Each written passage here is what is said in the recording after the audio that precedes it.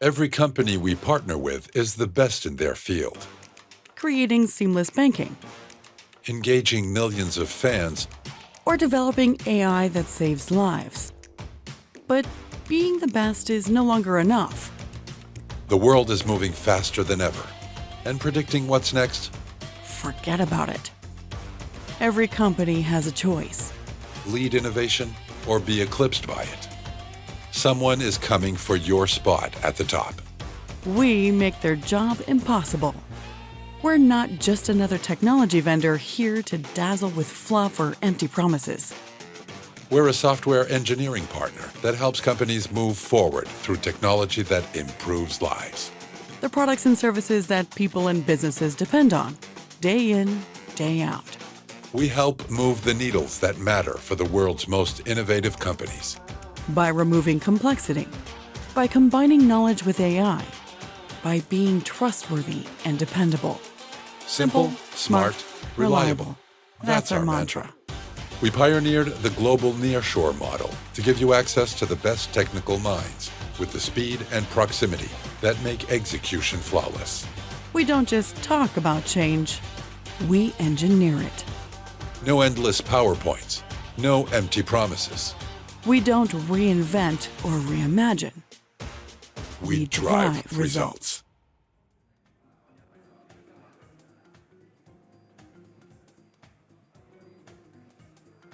Primeiro, boa noite, sejam todos bem-vindos à 5ª edição do Softech Day. Eu sou a Rosane Taveira, sou a gerente de marketing aqui da Softech Brasil e vou conduzir essa noite com vocês.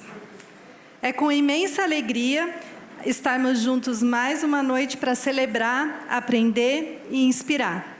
E esse ano, acho que vocês devem ter visto na comunicação que a gente fez, o nosso tema principal é do imaginário à inovação, o futuro é agora.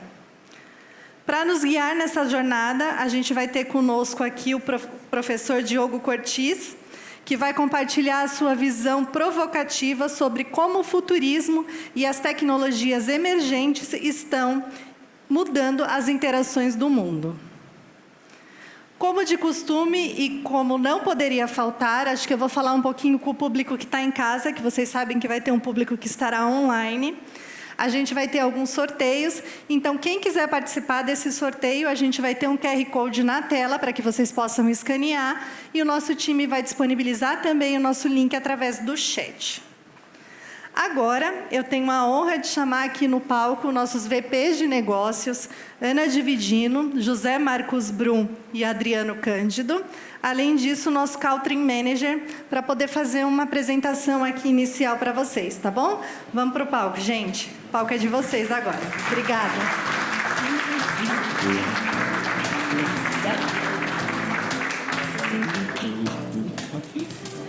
Pessoal, boa noite. Obrigado a estarem aqui conosco. Quem está presencial, é uma alegria receber vocês aqui no nosso 5ª edição da Softech Day. Para quem está remoto também, boa noite. É um prazer apresentar para vocês esse momento especial. A minha fala é rápida, é para agradecer cada um de vocês que fazem parte da nossa jornada, que são a razão da existência da Softech do Brasil há 31 anos, porque é em função dos clientes que a gente vai conquistando e que a gente vai mantendo, que a gente vai perpetuando enquanto companhia. Então, muito obrigado pelo 2025, que foi desafiador e ainda está sendo, com muitos projetos e uma reforma tributária que está atropelando todo mundo, mas vai dar tudo certo. E que venha um 2026 sensacional, cheio de novos desafios, novas conquistas e que a gente consiga manter a nossa parceria. Obrigado por estarem aqui. Muito bem, pode aplaudir a Ana, viu? O ruim de falar depois da Ana é que a gente não tem mais o que falar, né? Ela falou tudo. Mas, pessoal, gostaria muito de agradecer a presença de todos aqui. Eu acho que é bacana ver clientes de longas datas, clientes novos, parceiros estratégicos, né? Acho que tem grandes parceiros aqui que trabalhou conosco ao longo do ano inteiro. E também toda a equipe da Softech, né? Eu acho que queria muito agradecer o ano de 2025, acho que é um ano de sucesso. E referenciar 2026, eu acho que a Softec está se esforçando muito, a gente vem nas últimas semanas trabalhando muito fortemente em como levar uma visão bacana, né, para 2025, para os nossos serviços, trabalhos. Eu acho que a gente vai estar passando isso de uma maneira mais detalhada em alguns momentos, mas queria aqui muito fortalecer essa mensagem do nosso compromisso e a importância que temos em estar aqui todos aí com vocês. Muito obrigado a todos aí pela oportunidade. Obrigado. Bom, boa noite, pessoal.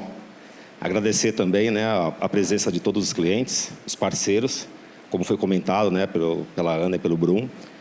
A Softec, né, é feito pelo compromisso que a gente tem, né, com a sociedade, com o mercado, com os nossos colaboradores. E vocês fazem parte disso também. Então, acho que é um momento especial a gente estar aqui, né, aproveitando a presença de vocês. É uma forma também da gente comemorar, né, celebrar um pouquinho, né, alguns minutinhos de um ano desafiador para todos. Lembrando que 2026 está aí também, a gente sabe que a gente tem que estar renovado para os novos desafios. Então, obrigado a todos, pessoal. Aproveitem o evento, né? E para quem está online também, é interessante, né? A gente vai ter um conteúdo muito bom aqui também. A gente quer agradecer todo mundo que também está online, os colaboradores também, que fazem também esse ano especial para a gente. Tá bom? Obrigado, pessoal. A mim me toca a parte difícil, né? Depois de 3 pessoas que falam excelentemente bem, eu que falo portunhol, né? Então fica complicado, né? Mas vou me esforçar, né? Acho que pensando rápido, né? Ou seja, como se passam 5 anos, né? 5 anos de nossa edição, sim? Exatamente. É o 5º ano desta edição. É a 5ª edição do Softec Day, gente. Ela nasce pós-pandemia, sim? Durante a pandemia, né? Durante a pandemia. Exatamente. Durante a pandemia, exatamente. Foi uma forma de... Bom, na verdade, nós estávamos inquietos, né? Porque nós somos uma empresa que gostamos muito da empatia, sim? Acho que esse é um dos nossos diferenciais, né? A empatia com as pessoas, né? E esse ano, sem dúvida, tivemos que inventar algo, né? Tivemos que inovar algo, né? Que era como nos conectar, né? com as pessoas, né? De alguma forma, né? Então, nasceu aí essa ideia, né? Essa Softec Day, já virou uma tradição, né? Estamos querendo que vire uma tradição, sempre com conteúdo valioso, né? Hoje, a oportunidade de ter o Diogo aqui conosco, né? Em anos anteriores também tivemos outros speakers, outras experiências, muitos de vocês nos acompanharam, né? E na verdade que é mais um momento de agradecer, sim, um momento de agradecer, principalmente todo este ano, né? Maravilhoso, né? Intenso, muito desafiador, mas agradecer a todo mundo e agradecer a cada um de vocês, sim, pela oportunidade, por terem aceitado estarem aqui conosco. É muito importante para nós essa conexão, sim? Porque queremos desta conexão ser mais, termos mais empatia, entender mais cada um de vocês, cada um de suas empresas, né? E nos orgulha muito que aqui estão várias das grandes empresas do Brasil. Então, é um orgulho, sim, um agradecimento enorme ter todos vocês aqui e que nos escuta, nos vê online, também agradecer toda essa empatia, né? E todo esse carinho que tem com a gente. Muito obrigado. Desfrutem e aproveitem muito. Assim. Obrigado a todos. É isso aí.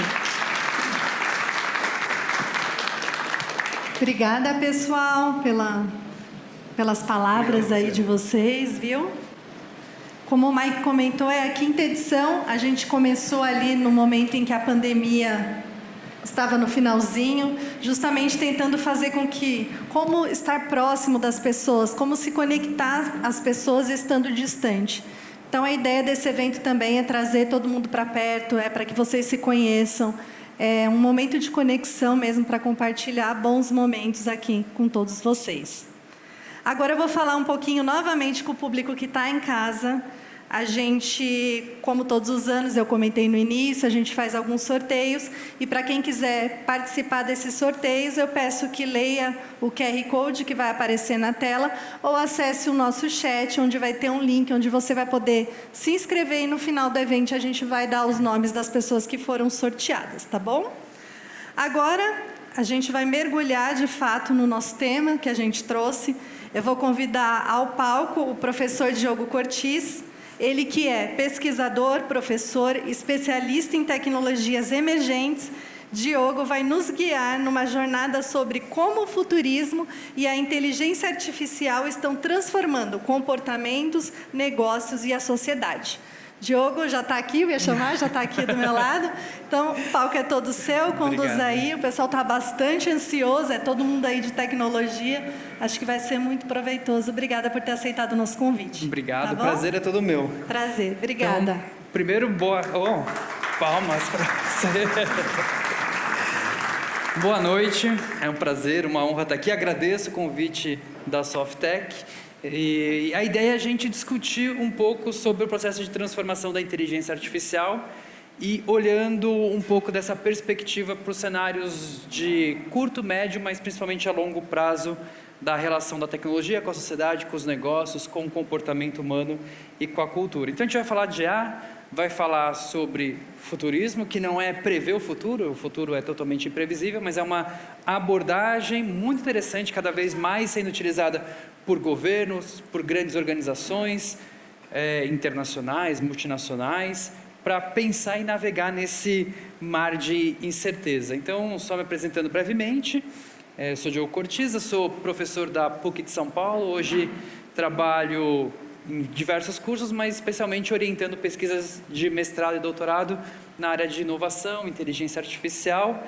Fiz o doutorado na PUC também, num programa chamado Tecnologias da Inteligência, com um PhD Fellowship em Antropologia Social da Tecnologia na Sorbonne. Depois eu fiz 2 pós-doutorados, um em Londres e outro na Espanha, sempre tentando entender esse impacto dessa relação da tecnologia com a sociedade, ou seja, como a tecnologia molda a sociedade e como a sociedade tenta, de alguma forma, moldar a tecnologia. E a gente vai passando por ondas, e a gente está começando a viver uma nova onda que a gente não sabe exatamente quais caminhos vamos tomar como humanidade. E quando a gente olha para a história da humanidade, a gente muitas vezes tem essa falsa impressão que parece ser uma coisa meio contínua e linear, né? Embora a gente passe por transformações, um crescimento, mas na verdade a história humana ela é marcada por muitos de repentes. E esses de repentes estão associados a novas tecnologias. É a tecnologia que acaba trazendo uma grande transformação para a sociedade. Quando a gente olha a história de 3.000 anos da humanidade, dos últimos 3.000 anos, e eu coloco aqui alguns macro indicadores, só para a gente ter uma perspectiva, como expectativa de vida, PIB per capita, porcentagem não vivendo abaixo da linha de pobreza, captura de energia, porcentagem da população vivendo numa democracia, tudo parece mais ou menos estável e linear. Ainda que tivesse acontecido alguns eventos históricos, que a gente estudou na história e a gente sabe que transformou a sociedade, como a queda do Império Romano, como a Peste Negra, como o Renascimento Europeu, como o Iluminismo. Mas nada disso conseguiu mover muito bem todos esses macroindicadores. Mas quando agora a gente pega uma lente e dá um zoom na história dos últimos 200 anos, a gente percebe essa linha aqui, né? A expectativa de vida sai durante 3.000 anos, numa expectativa de vida de 35 a 38 anos, e hoje a gente está falando de uma expectativa de vida de 76 anos, que é a expectativa de vida no Brasil, por exemplo, em outros lugares isso é até maior. A porcentagem de pessoas vivendo em democracias mudou, a porcentagem de pessoas vivendo abaixo da linha da pobreza caiu drasticamente, e tudo isso foi impulsionado por um processo de transformação impulsionado pela tecnologia. O que aconteceu entre o século XVIII e o século XIX foi uma transformação que mudou a base social, que foi a Revolução Industrial. Mas não somente isso. A partir da Revolução Industrial, a gente foi criando camadas de inovação, tecnologia, que transformou essas linhas numa coisa exponencial. Mas a base de tudo é a Revolução Industrial. E a Revolução Industrial, inclusive, tem esse pesquisador, que é o Joel Mokyr, que inclusive foi, hoje, o prêmio Nobel de Economia desse ano foram para 3 pesquisadores, um deles é o Joel Mokyr, e o Joel Mokyr, ele é um historiador histórico, de economia, E eu até fiquei feliz, eu falo que uma das palavras do ano, todo ano os dicionários vão escolhendo palavras-chave, e um dos dicionários colocou como palavra do ano essa relação parasocial, né? Que é essa relação que a gente cria com outras pessoas, ainda que as pessoas não conhecem. Eu falo que eu tenho uma relação parasocial com o Joe Mokyr, porque eu estudei tanto os trabalhos dele na minha pesquisa de doutorado, isso há 10 anos atrás, que eu fiquei super feliz que ele ganhou o Prêmio Nobel. E aí tem esse livro, e tem um outro livro dele, mas esse livro aqui é o que eu indico, então fica a dica aí para presentes de Natal, que é um livro que acho que toda pessoa que trabalha com tecnologia, com inovação, para tentar entender esse impacto na sociedade econômica, deveria ler, que é o Cultura do Crescimento. E ele faz uma análise, esse é um dos livros que levou ele a, claro, é o conjunto da obra, mas esse livro é bastante icônico, que culminou com o Prêmio Nobel em Economia. E aqui ele mostra a importância da Revolução Industrial para esse processo de transformação que a gente viu. Crescimento econômico, crescimento de sociedades vivendo em democracia, geração de novos negócios. E o que ele mostra, são várias questões que ele coloca, né? Primeiro, por que aconteceu na Europa a Revolução Industrial e não, por exemplo, na China, que já tinha muita pesquisa. Então tem uma questão que a Europa ela era um mosaico, né, de impérios, de reinos que competiam entre si, e isso gerava um grande mercado de ideias, então o incentivo a gerar novas ideias, mas principalmente o conhecimento científico. E ele mostra, né, nos estudos dele, ele coloca a diferença entre dois tipos de conhecimento, que é o conhecimento ômega, que é o que ele chama desse conhecimento proposicional, de responder perguntas, que é o que e por quê, que é muito baseado no conhecimento científico, né, que começou com a Revolução Científica ali na Europa, um século antes, e isso nos leva e nos levou, né, como sociedade, a muitas descobertas. Mas ele coloca que a Revolução Industrial muda o paradigma da sociedade de lidar com a tecnologia e com a inovação, porque ele trouxe e começa a fortalecer um outro tipo de conhecimento, que é o conhecimento lambda, que é o conhecimento que quer responder perguntas como. E isso vem da engenharia, vem da perspectiva do ensino técnico, das instruções. E o que acontece é que na Revolução Industrial foi quando a sociedade, a humanidade, percebeu que esse conhecimento lambda precisa se alimentar do conhecimento científico para conseguir criar inovações. É quando as universidades são fortalecidas, os centros de pesquisa são criados, e isso traz toda essa base de uma transformação. É quando a gente começa a não gerar somente artefatos, e isso é importante.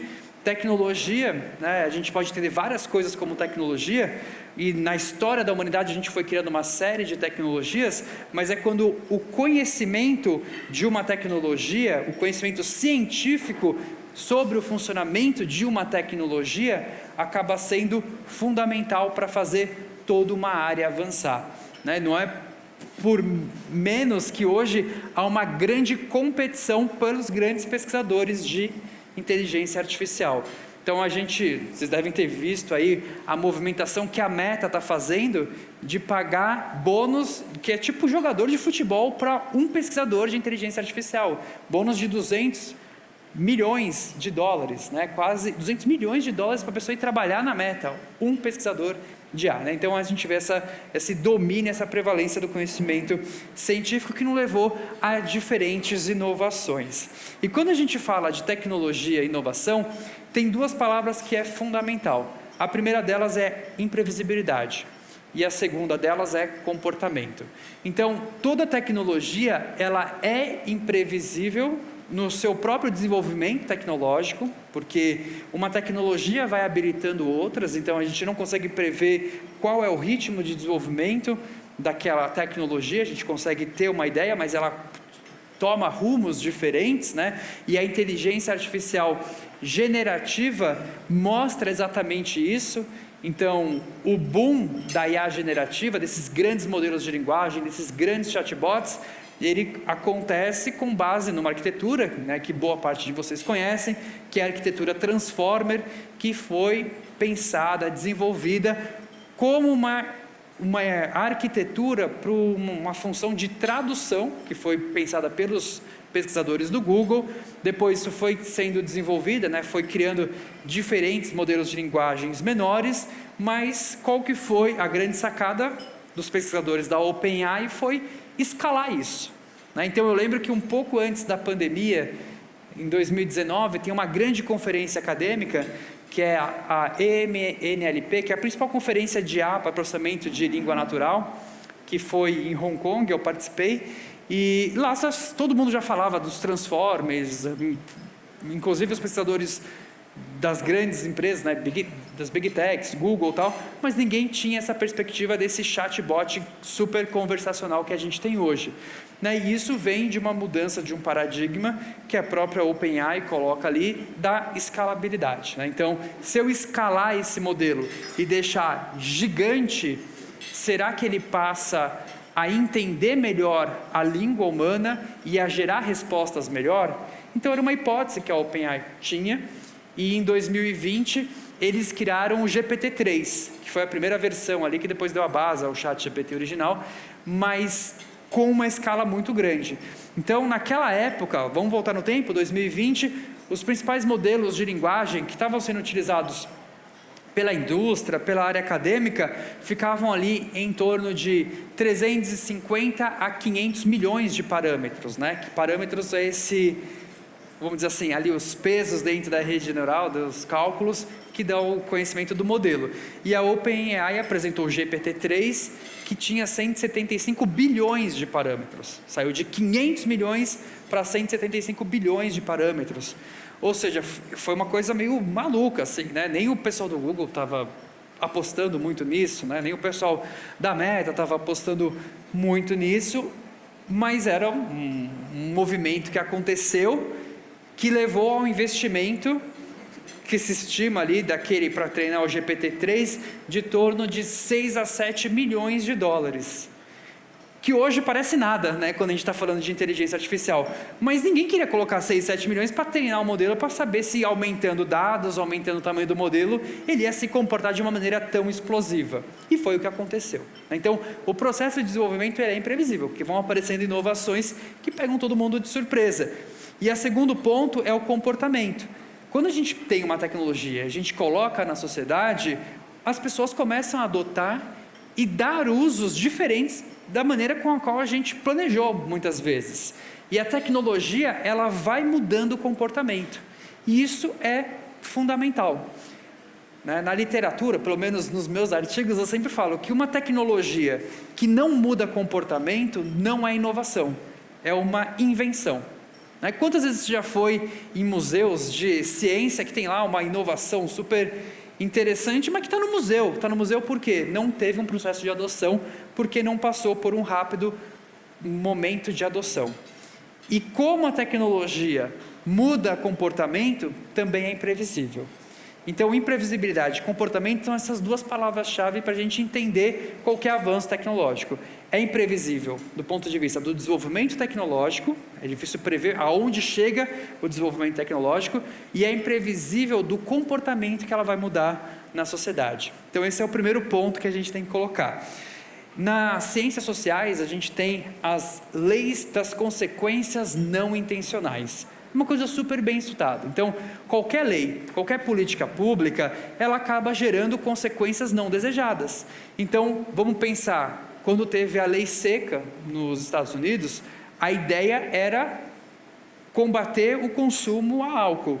Isso levou a uma consequência não intencional das grandes máfias, por exemplo. Então, qualquer lei, qualquer política pública tem consequências que a gente não quer. E na tecnologia a gente também tem essas leis das consequências não intencionais. Ou seja, a gente pensa a tecnologia para alguma coisa, mas ela sempre vai trazendo efeitos e rebotes que a gente muitas vezes não quer ou que a gente nem esperava que acontecia. E é muito difícil prever isso, principalmente no médio e no longo prazo. Então, vou trazer aqui algumas provocações. Será que o Gutenberg, quando ele estava criando a prensa, ele imaginava que a inovação dele ia ajudar com um evento histórico que foi a Reforma Protestante?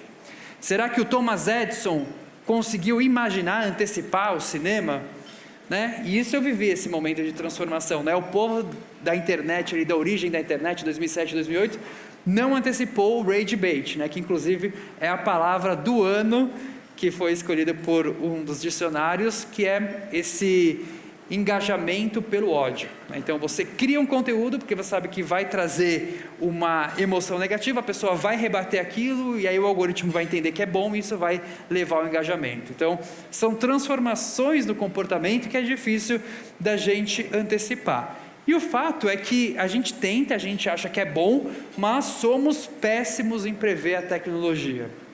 A gente é tão péssimo em prever a tecnologia que eu trago um exemplo, para não falar que eu sou péssimo em prever a tecnologia, mas o Paul Krugman é péssimo em prever a tecnologia. O Paul Krugman, para quem não conhece, é um economista super famoso, um dos prêmios Nobel em economia, e em 98 ele publicou um artigo numa revista que ele falou assim, até 2005 vocês vão ver que esse negócio de internet não vai trazer um impacto na economia maior do que as máquinas de fax. Ele errou? Errou muito ou errou pouco? Né? Legal. E aí, recentemente, ele publicou um outro artigo que ele fala do impacto na IA, e ele é colunista do New York Times, né? Sempre leio as colunas dele, ele é muito bom, é um cara brilhante, e ele escreveu falando do impacto da IA na economia, que a gente às vezes está exagerando alguns aspectos, tal, e aí todo mundo começou a rebater, mas você falou a mesma coisa da internet. Aí ele escreveu um outro artigo falando, veja, da internet eu talvez tenha exagerado, mas eu não errei totalmente. Mas é interessante a gente pensar aqui, e vai conectar com uma coisa que eu vou falar lá na frente, que quando a gente está falando da internet, de fato, se a gente olhar para a internet, a gente não vê essa transformação econômica, porque a internet em si é uma tecnologia de propósito geral, que é um tipo de tecnologia que cria e habilita novas inovações. O que trouxe esse processo de transformação foram as coisas que foram desenvolvidas em cima da internet. É isso que ele tenta argumentar no artigo dele, mas de fato a gente é péssimo, né? Mas será que em 98 seria fácil dizer? Depois façam um exercício mental, onde vocês estavam em 98, tá? E aí vocês pensam se era fácil imaginar que você ia apertar um botão na sua casa e ia chegar comida, entendeu? Sem que você precisasse falar com ninguém, que você ia apertar um botão e ia começar um filme 4K na sua tela, assim, maravilhoso, né? Difícil de antecipar todos esses processos de transformação. E a mesma coisa acontece com a inteligência artificial. Isso aqui é um breve histórico, né? A inteligência artificial é uma área antiga, começa na década de 50. O termo inteligência artificial, ele é cunhado em 1956. O termo inteligência artificial, não sei se vocês sabem, mas ele já nasce de uma maneira marqueteira, né? Então, em 1956, o que acontecia ali no âmbito científico da coisa, da tecnologia, é que tinha uma área que estava super bombando, que chamava cibernética. Tá? Todo mundo conhece o termo cibernética, de sistemas de controle. Né? E isso era impulsionado pelo Norbert Wiener, né? Um cientista da época, e tinha um outro grupo que queria fazer alguma coisa parecida, que era o grupo do Claude Shannon. Só que eles não queriam se misturar muito. Então, para não usar o termo cibernética, eles criaram o termo inteligência artificial, né? Então, que é muito mais charmoso, assim, trabalha com o imaginário das pessoas. Então, o termo mesmo é criado em 1956, mas o Turing, em 1950, já tinha criado um artigo que ele fala, que ele começa, né? O Turing é o pai da computação, é meu ídolo máximo. E vocês assistiram o filme Jogo da Imitação? Que inclusive quem faz o papel do Turing é o Doutor Estranho, né? Que também é o Sherlock Holmes, que é o Cumberbatch. Ele faz o Turing. E o filme chama Jogo da Imitação porque o primeiro capítulo do artigo chama Imitation Game. E ele começa com uma pergunta, né? Podem as máquinas pensar? E é quando ele introduz ali o teste de Turing. Né? O teste de Turing é essa ideia de que ele cria, né, obviamente, em 1950 não tinha chatbot, não tinha nem computador digital, mas ele propõe um experimento mental, que é o seguinte: uma pessoa conversando por meio de um terminal com 2 interlocutores. Um é uma máquina, outro é um humano. Se ele já não conseguir distinguir mais, né, na proposição de Turing, a máquina desenvolveu comportamentos parecidos com o humano. Certo? Hoje o teste de Turing é uma coisa que a gente consegue passar muito facilmente. Aí, se bem treinado o modelo, fica muito difícil da gente descobrir, a não ser que o chatbot use travessão, né? 2 coisas, a não ser que ele use travessão ou escreva assim, não é sobre isso, é sobre aquilo, né? Então essas 2 estratégias entregam aí que é uma inteligência artificial. Mas o fato é que a IA passou por momentos de avanço, retrocessos, invernos da inteligência artificial, até que a partir de 2010 a gente avança loucamente. E a gente tem o que eu chamo do efeito ChatGPT, porque desde 2010... a IA já estava presente na nossa vida, das pessoas, ainda que as pessoas não percebessem, porque ela ficava oculta atrás de interfaces. Então, era um sistema de recomendação de um e-commerce, era o feed de uma rede social, era o sistema de recomendação de um streaming de vídeo, era um sistema antifraude, era uma clusterização de cliente. Tudo isso são modelos de inteligência artificial do tipo IA descritiva, né, ou preditiva, se quiser chamar assim, mas o ChatGPT, ele inaugura essa nova era do que a gente chama da IA generativa. Só que tem mais uma coisa que acontece, ele não só inaugura, ele não faz um modelo legalzão, ele pega uma tecnologia que tem um uso geral e entrega isso na mão da sociedade. E fala, vamos ver o que acontece, né? E o que acontece é que a sociedade global adota isso de uma maneira insana, que pega todo mundo de surpresa, tá? Esse aqui é um gráfico que é a quantidade de tempo que uma tecnologia demorou para conseguir chegar em 800 milhões de usuários. A internet demorou 13 anos. O ChatGPT demorou 2 anos e meio, a tecnologia que teve o processo de adoção mais rápido. Não dá para comparar o ChatGPT com a internet, né? Não é para comparar essas 2 coisas. A internet teve que passar cabo, teve que fazer processo de adoção, teve tudo isso. Mas esse gráfico é interessante para a gente entender que uma tecnologia habilita a outra. O ChatGPT só conseguiu 800 milhões de usuários em 2 anos e meio, porque obviamente ele roda em cima da internet. Só que o que eu quero trazer para vocês é que ao mesmo tempo que ele traz um processo de adoção tão rápido, as coisas estão ficando cada vez mais encurtadas. Lembra, a tecnologia é imprevisível, traz mudanças de comportamento e traz as consequências não intencionais. Ou seja, o ChatGPT está passando um processo de adoção muito rápido, não porque eu estou comparando a internet, não é isso o meu foco aqui, o meu foco é que uma inovação habilita a outra. E ao habilitar e passa por um processo de transformação mais rápido, os impactos também vão ser cada vez mais acelerados, né? Então o ChatGPT passou por um processo de adoção muito rápido, as pessoas começaram a usar para tudo que era tipo de coisa, então desde um médico, será que me ajuda a fazer um diagnóstico? Porra, ajudava. Eu sou músico, será que ele me ajuda a pensar numa letra de música? Porra, ajudava. Será que ele me ajuda a responder perguntas sobre futebol, né? Que uma das perguntas que o pessoal fazia era se o Palmeiras tinha mundial, não era? Era a pergunta que o pessoal fazia no ChatGPT. Tanta coisa para perguntar, vai perguntar sobre isso, né? Mas ele começou a fazer muitas atividades, muitas tarefas, e pegou, inclusive, a própria indústria e a área de pesquisa de surpresa. Falando, não é que o chatbot, né, se eu escalar mesmo o tamanho, aumentar o conjunto de dados, fazer um pós-treinamento com aprendizado por reforço a partir do feedback humano, o negócio não responde bem? Não tem esses comportamentos emergentes? Pegou a indústria de surpresa. E isso causou um estado de FOMO no mercado. No mercado de tecnologia, então, toda empresa de tecnologia falou, preciso correr atrás disso. Nas outras indústrias, falando, preciso adotar isso. Nas universidades, falando, como é que eu me comporto em relação a isso? E para os governos, falando, a gente precisa investir nisso. Criou um verdadeiro estado de fome, um processo de adoção e tentar uma busca de investimento muito acelerada em inteligência artificial. Eu vou trazer uns números aqui só para vocês entenderem o que foi que causou o lançamento do ChatGPT. Então, nos últimos 3 anos, desde o lançamento do ChatGPT para cá, a corrida foi tão intensa por inteligência artificial que 717 bilhões de dólares foram investidos em IA, só nos últimos 3 anos. Isso é quase 1/3 do PIB do Brasil.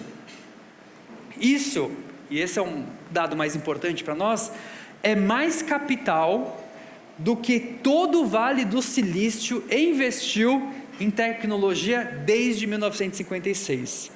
Então você pega desde 1956 até 2022, o investimento em inteligência artificial que foram feitos nos últimos 3 anos é maior. É muito louco o que está acontecendo no mundo. Virou política de Estado. Hoje, a questão geopolítica mais dominante é a questão da tecnologia, né? A influência das Big Techs, mas principalmente o investimento em inteligência artificial, e a gente pode discutir isso com mais afinco já em breve. E é por isso que a gente não deve subestimar a inteligência artificial, porque os esforços estão sendo colocados muito em inteligência artificial. Tanto é que um dos professores de Harvard de Economia, ele fez um relatório bastante interessante esse ano, e ele falou que se não fossem esses investimentos em inteligência artificial, principalmente para a construção de data center, a economia dos Estados Unidos estaria ou estagnada ou entrando em recessão.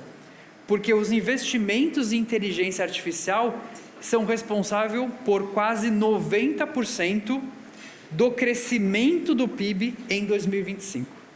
É uma quantidade absurda de dinheiro que está sendo colocado nisso tudo, por isso tem essa discussão sobre bolha, e depois a gente pode discutir sobre isso. Mas o fato é que a gente não pode subestimar a inteligência artificial, porque toda a atenção está para isso. E ela está passando por um processo de adoção muito rápido. Mas a inteligência artificial, ela tem 3 dimensões que eu coloco, que nos diferencia de outras tecnologias. Tá?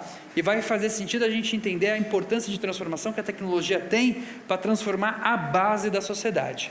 E a primeira delas é que a IA, ela domina a linguagem. E isso muda tudo. Tá? Isso muda tudo.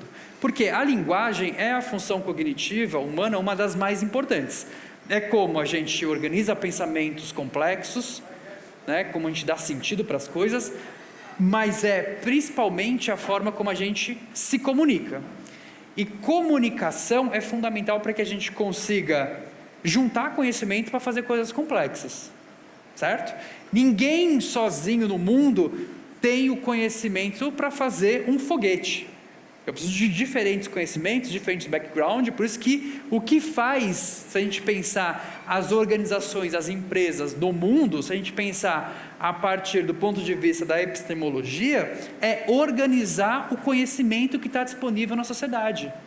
Recursos humanos, então eu tenho que contratar pessoa com esse perfil para trabalhar com essa, para fazer isso. Né?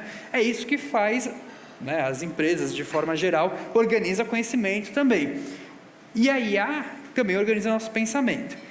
E pesquisadores, cientistas, filósofos, cientistas social, muitos deles colocam que, inclusive, a linguagem pode ser usada como uma fronteira para nos separar de outras espécies.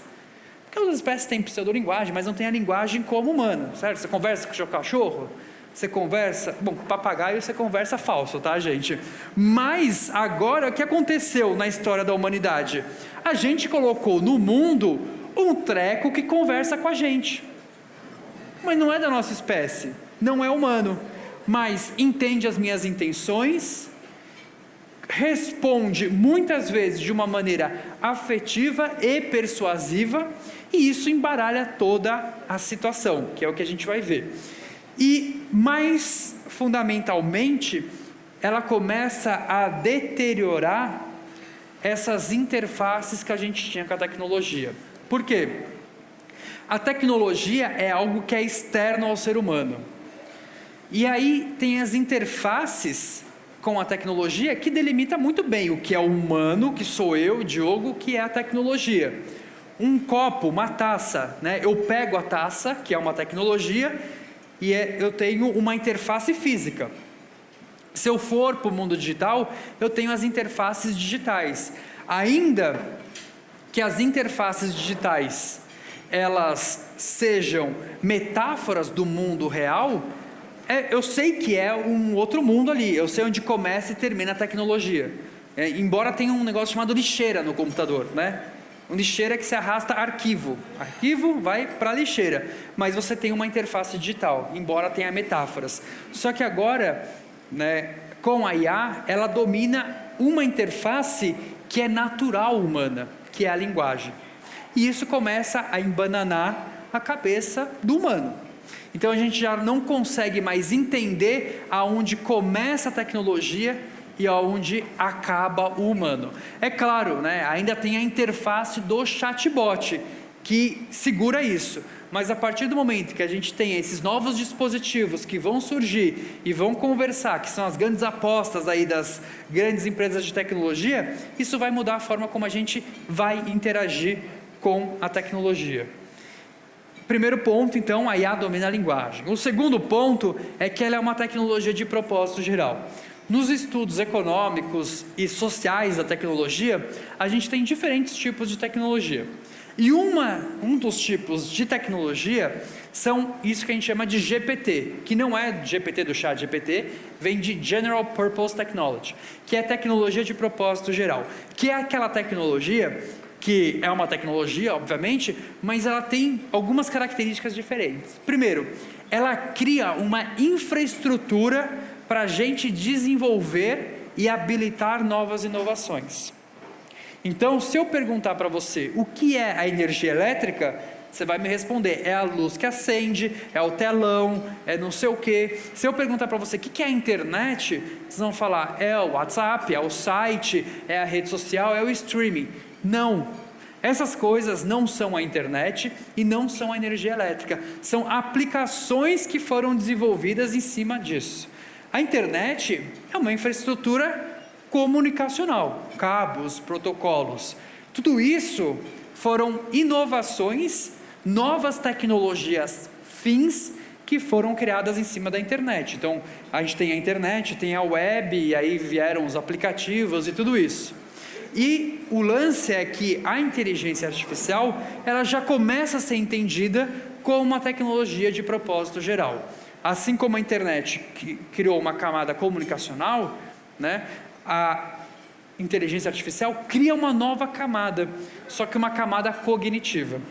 E assim como Paul Krugman, lá em 98, né, fez uma previsão errada sobre a internet, de todas essas inovações que poderiam ser habilitadas pela internet, como que a gente vai fazer previsões sobre tudo que vai ser desenvolvida em cima da inteligência artificial? Né?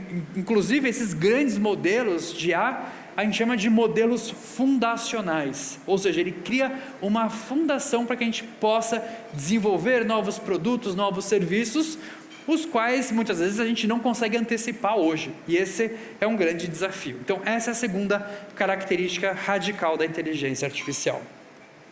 E a terceira característica radical da inteligência artificial é que ela introduz uma emergência agêntica. Por quê? A inteligência artificial, ela sai do chatbot e ela começa a ganhar o mundo por meio dos agentes de IA. E essa combinação entre eu, Diogo, e agentes de IA que se comportam no mundo digital, traz cenários totalmente imprevisíveis, né?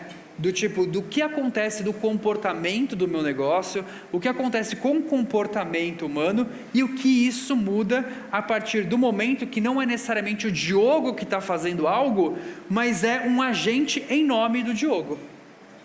Não sei se vocês viram o babado que teve recentemente, mas a Amazon está muito brava com a Perplexity. Vocês viram isso? Né? Inclusive mandaram uma notificação extrajudicial, falando, ô Perplexity, parou, hein? Você está fazendo os usuários, o agente do usuário acessar o e-commerce para comprar coisa, parou com isso aí. Por quê?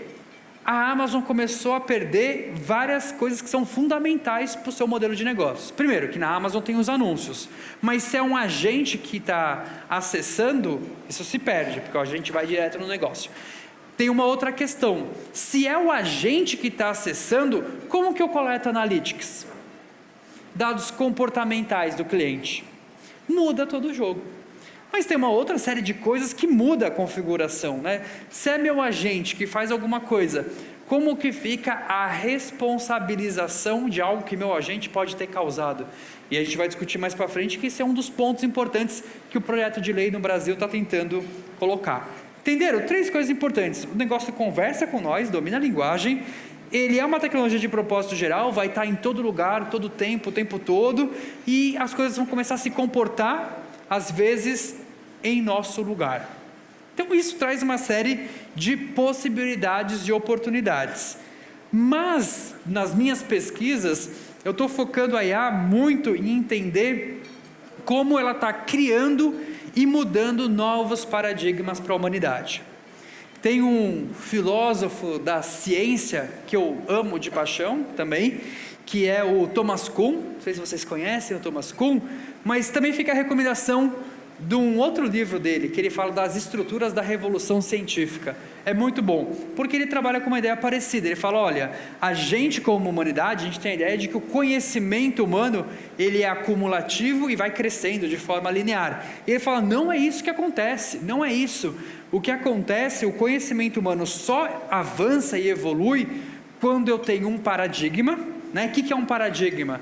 Um paradigma, assim, é um conjunto de crenças, de conhecimento, de métodos, de ferramentas, muito bem estabelecido, que de repente eu explodo com ele e coloco uma outra coisa no lugar. A humanidade já acreditou que a Terra era o centro do universo. Não acreditamos?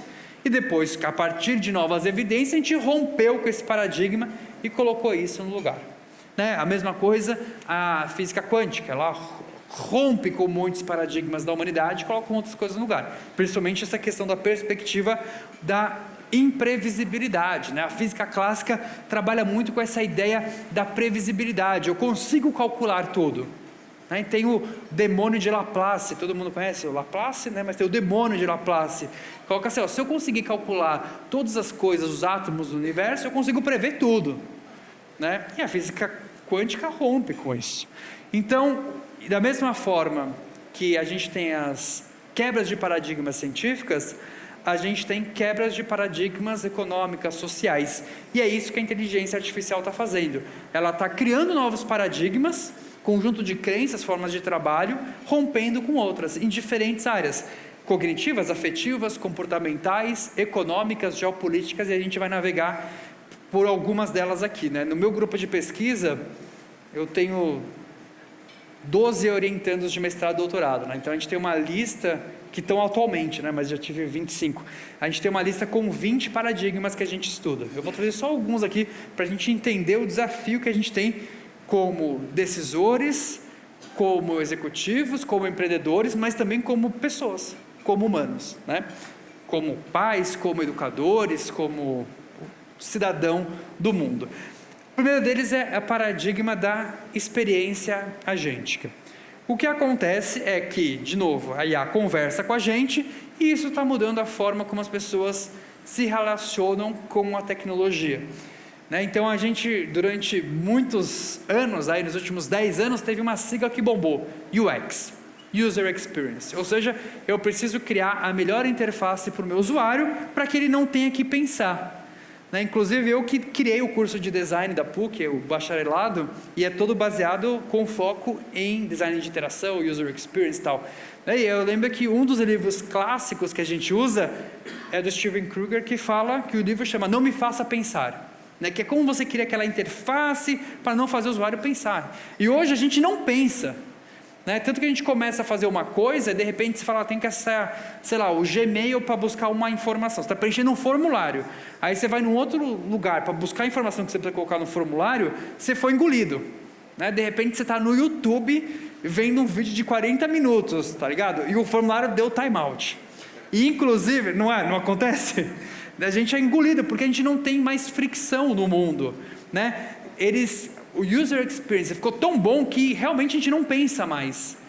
E é por isso que, do ponto de vista ético, do debate acadêmico e até mesmo regulatório em alguns lugares do mundo, o que se pensa é como voltar a colocar fricção nas interfaces. Bom, enfim, mas não era isso que eu queria falar. O que eu queria falar é que isso está mudando, né? De perspectivas de telas para uma coisa mais conversacional.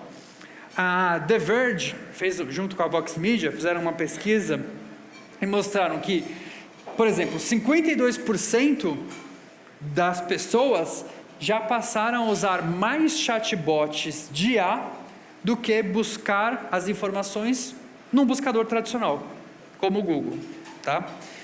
Essa outra pesquisa aqui da Adobe, que é super recente também, dados de 7 meses aí, eles mostram em serviços de viagem, serviços de varejo e serviços de banking, o quanto está crescendo o acesso a esse tipo de serviços, não por meio de um acesso direto, eu acessando o serviço, ou eu indo no Google buscar, mas esse acesso iniciado a partir de uma conversa dentro da inteligência artificial. Né? E o que muda a partir dessa perspectiva? Lembrando que o que essas inteligências artificiais querem fazer, esses grandes modelos, é se tornarem um novo sistema operacional. Tá? Então a gente tem dentro da OpenAI, lá, o ChatGPT, colocando uma série de funcionalidades de compra, integração com aplicativos. A mesma coisa vai facilmente acontecer com o Google, que tem uma escala grande, ou o que está acontecendo na China, né? Então, na China, a gente fala do DeepSeek. Esquece DeepSeek por um minuto, tá? O DeepSeek é importante. Mas qual que é a inteligência artificial mais usada na China? Eu dou um prestígio para quem... Eu trouxe aqui não trouxe prestígio. Eu nem gosto de prestígio, não sei porque eu falei... Qual que é a IA mais usada na China? Oi? Qwen da Alibaba? Não, mas é bastante usado, você quase bateu na trave, né? Então, a IA mais usada na China chama Doubao. Quem conhecia o Doubao? Não conhece Doubao porque vocês não me leem, porque eu sou colunista do UOL, tá? De tecnologia, projeto lá, semanalmente escrevo, e o Doubao é uma inteligência artificial que foi criada pelo TikTok pelo ByteDance, né? E é a mais usada. E eles estão criando, porque o TikTok também tem no resto do mundo, mas dentro da China Douyin, então eles têm o Doubao na China, e eles estão lançando a Cici. E a Cici, eles já criaram um celular, que é da ZTE, que o sistema operacional já é IA, que é o Doubao, que é uma IA agêntica. Então é uma mudança de paradigma muito grande de como a gente vai integrar esse serviço, as pessoas estão conversando, né? Inclusive a Netflix colocou aqui o anúncio, né, de que agora as recomendações também vai ter por meio de um chatbot. Então, quem aqui tem esse problema de indecisão, tipo eu, que acessa o Netflix, fica meia hora olhando e aí dá o tempo de dormir e aí a gente não assiste... Agora, pelo menos, a gente vai ficar conversando com a IA. Olha que coisa boa, né? Você vai entender de cinema, se for uma IA cinéfila, a gente vai se dar bem. Mas o que eu quero colocar isso é essa mudança da interação das pessoas com produtos e serviços. Eu vou avançar aqui, porque eu não tenho tanto tempo, né? Mas tem um outro paradigma que eu acho fundamental, e muitas vezes a gente não se atenta nisso, que é o paradigma do contrafactual, né? E a IA permite que a gente explore isso muito bem. Quando a gente fala de dados, analytics, geralmente a gente faz uma pergunta: o que os dados dizem? Não é isso? Que é uma pergunta super importante e relevante. Mas tem uma pergunta que a gente consegue extrair ainda mais valor, que é o pensamento contrafactual. E se os dados fossem diferentes? Né? Inclusive, essa é uma abordagem que é utilizada para trazer explicabilidade para a inteligência artificial. Vamos supor, essa transação falhou, mas essas outras transações deram certo. Essa pessoa não recebeu o crédito, mas essas pessoas receberam. Qual que é o contrafactual entre elas? O que tem de diferente entre elas do ponto de vista ali das features, de dados? E isso é muito usado, inclusive, né, o pensamento contrafactual, para a gente encontrar causalidade nas coisas. né? Então, é muito difícil, às vezes, falar isso causa isso, ou isso causa isso. Mas, e se eu tirar isso? Isso continua existindo? Né? Então, a inteligência artificial permite com que a gente avance. A gente tem novos paradigmas cognitivos, isso é um tema importante, né? Então, a gente tem esses novos modelos com mais raciocínio, entre aspas, que consomem uma quantidade de tokens e fazem tarefas em partes, vão gerando tokens intermediários e resolvem problemas mais complexos. Isso vem passando, né, isso é para mostrar aqui o avanço da inteligência artificial. Tem esse benchmark, que é uma das avaliações, que é a que eu acho mais interessante, que é o último exame da humanidade, que é um esforço coletivo, humanos, de cientistas e professores, em fazer a prova mais difícil que a humanidade vai conseguir fazer, certo? Então, é um esforço mesmo, professores de áreas das principais universidades do mundo, criando a pergunta mais difícil da sua área. Então, já existe um conjunto de questões que vocês podem acessar, é super complexo. E aí, no começo, ChatGPT 4o, ou o O1 da OpenAI, que foi o primeiro modelo de raciocínio ali, não chegava em 10%, né? Depois, o O3 já chegou em 20%, e o Gemini 3, que foi lançado agora, 3 semanas atrás, já chegou em 37%. Isso é uma perspectiva de como a gente está avançando muito rapidamente. Só que se a gente começa a avançar e a inteligência artificial começa a resolver problema, consegue escrever para a gente, blá, blá, blá, blá, blá, qual que é o desafio que a gente tem como humano? É a gente terceirizar as coisas para a IA. Certo? E aí, uma das perguntas que eu mais recebo, seja porque eu sou professor, enfim, a gente vai ficar mais burro com a inteligência artificial? Já se perguntaram isso? Todo mundo já fez essa pergunta, né?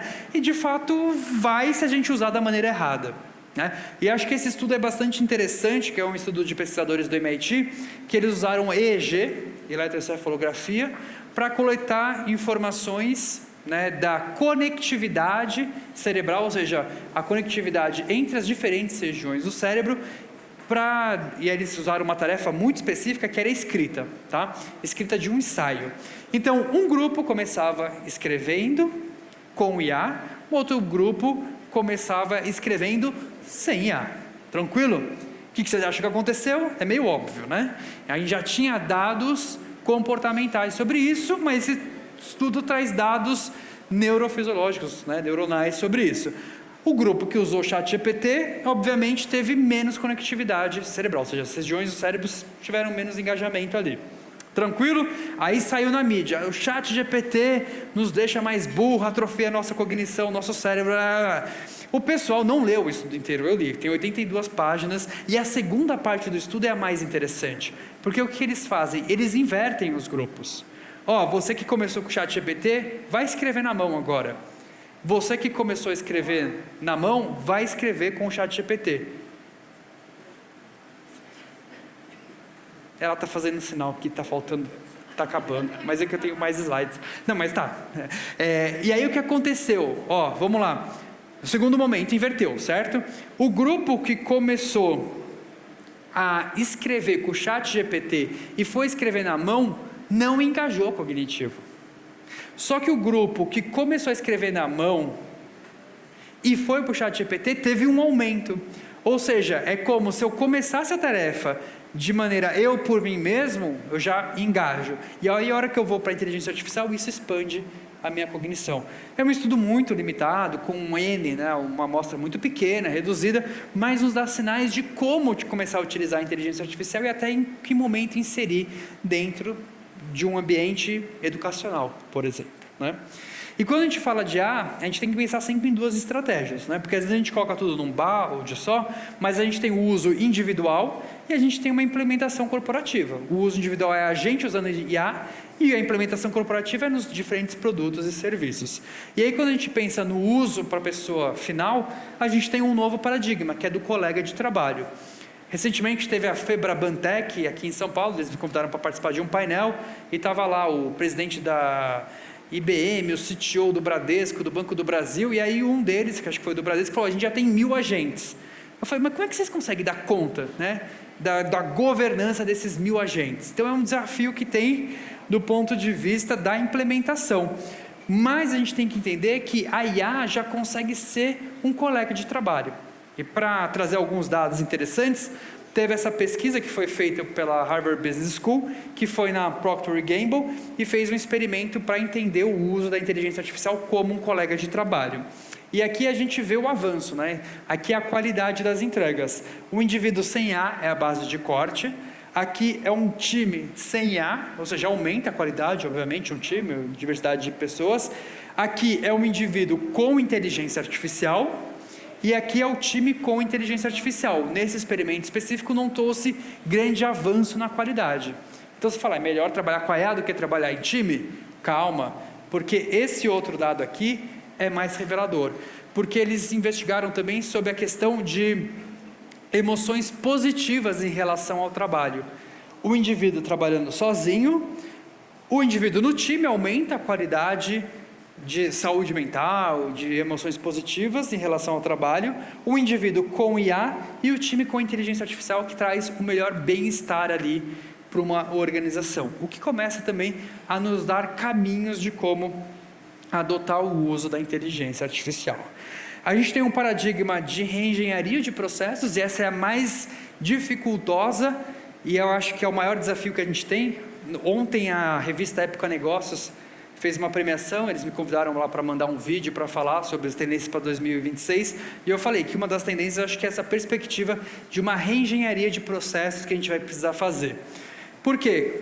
O grande lance do ano foi os agentes de inteligência artificial, e aí começaram a sair um monte de evidência falando, olha, o resultado não é tão bom assim, mas porque muitas vezes a gente implementa IA onde a gente não precisaria. E a gente pode ganhar, e aí vários estudos começam a mostrar que geralmente a gente consegue ganhar muito valor se a gente repensa o processo para tirar o proveito da IA.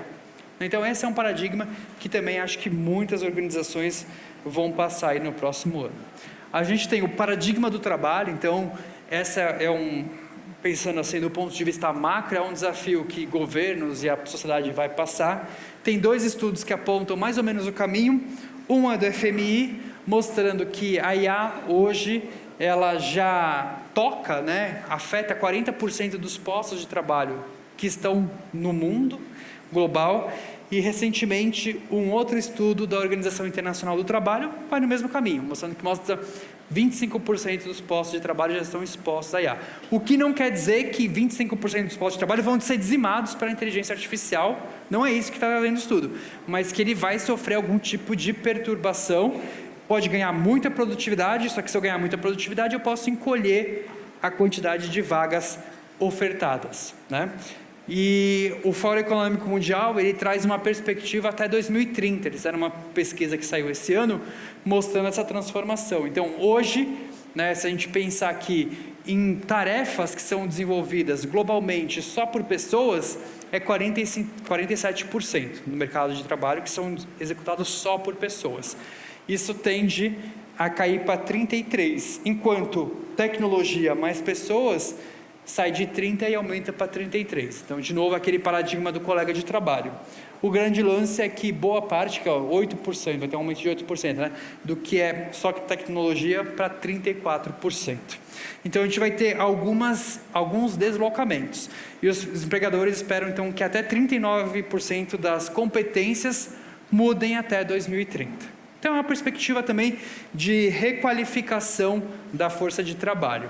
A gente tem um outro desafio, que é o paradigma da confiança, O paradigma da confiança é um desafio que a gente tem, porque, de novo, é uma IA que domina a linguagem, é uma IA que responde de forma convincente, mesmo quando ela está errada, Então, eu trago sempre essa frase, porque eu acho que é importante a gente reforçar isso, porque o problema não é nem a IA estar errada, ela estar errada e nos convencer de que está certa.